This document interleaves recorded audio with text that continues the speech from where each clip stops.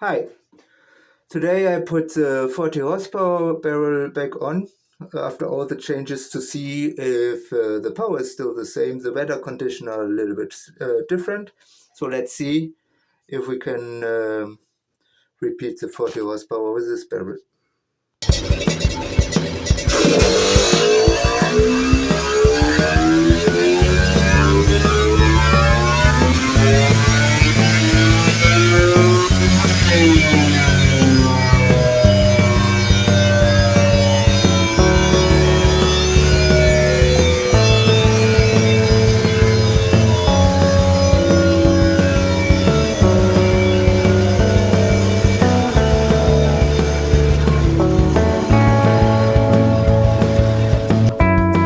Okay, didn't manage it completely, but let's see.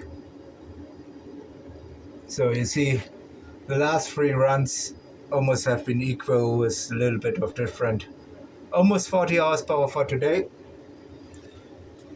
Please subscribe and stay tuned.